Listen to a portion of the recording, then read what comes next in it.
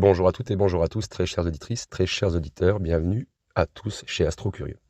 On va continuer donc l'épisode sur la confession d'un trou noir, je vois que ça vous plaît toujours autant, et j'avoue que je me fais vraiment plaisir aussi à créer ces récits.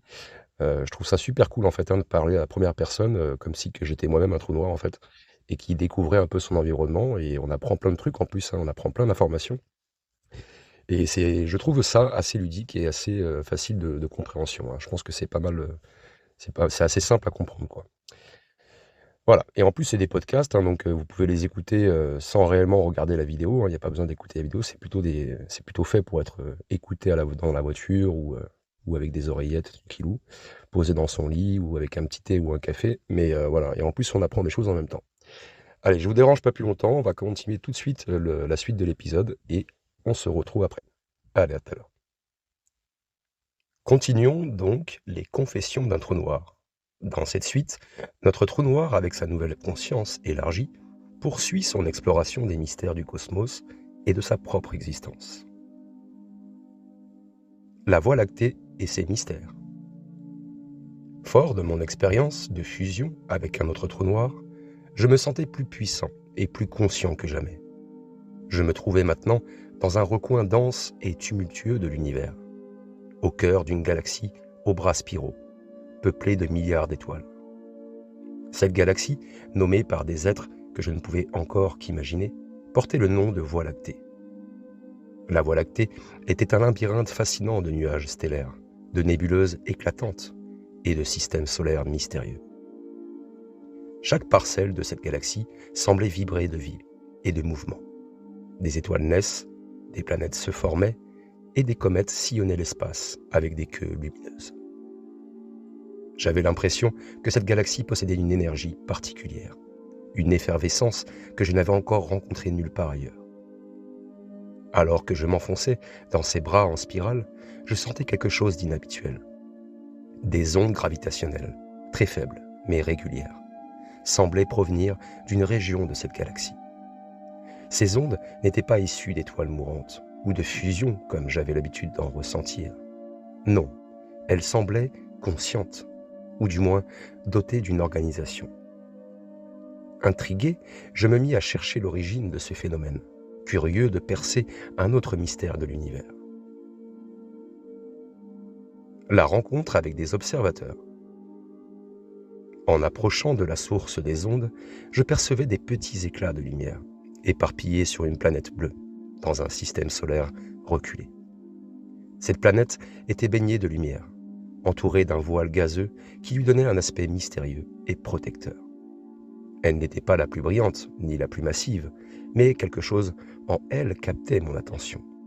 C'était comme si elle me voyait ou qu'elle essayait de m'observer.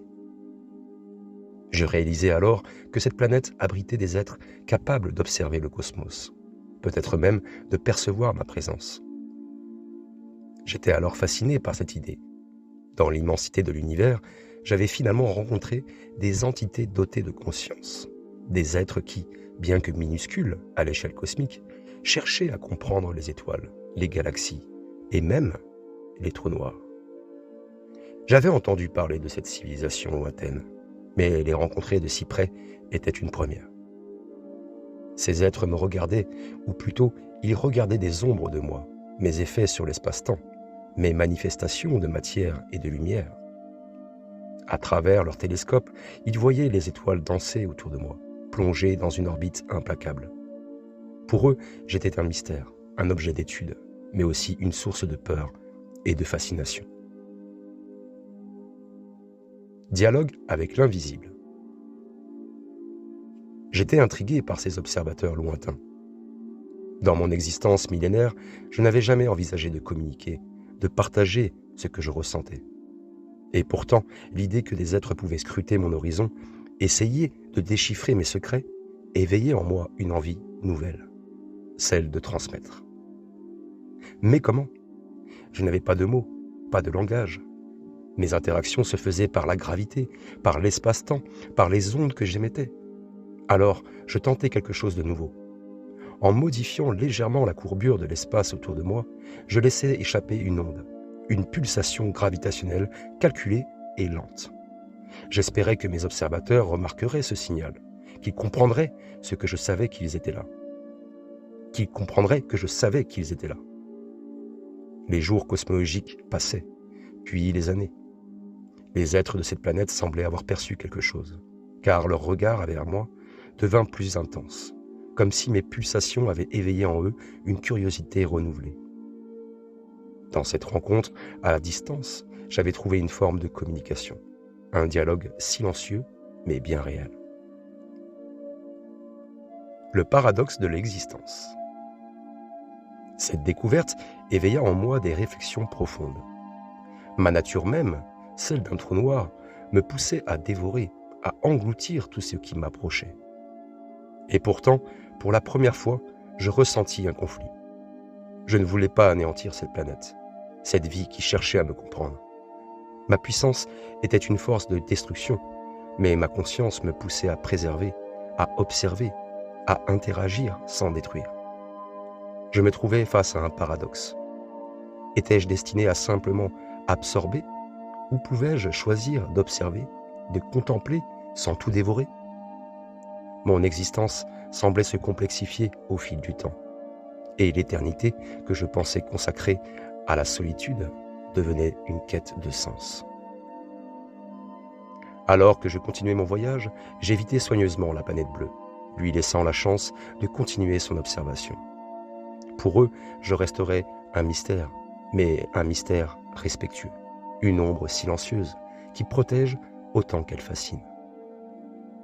Ainsi, je poursuivis mon voyage à travers les galaxies, nourri par cette rencontre avec des êtres conscients. Peut-être que l'univers avait plus de secrets à partager, des consciences à découvrir et des dialogues silencieux à engager. Pour moi, le voyage ne faisait que commencer.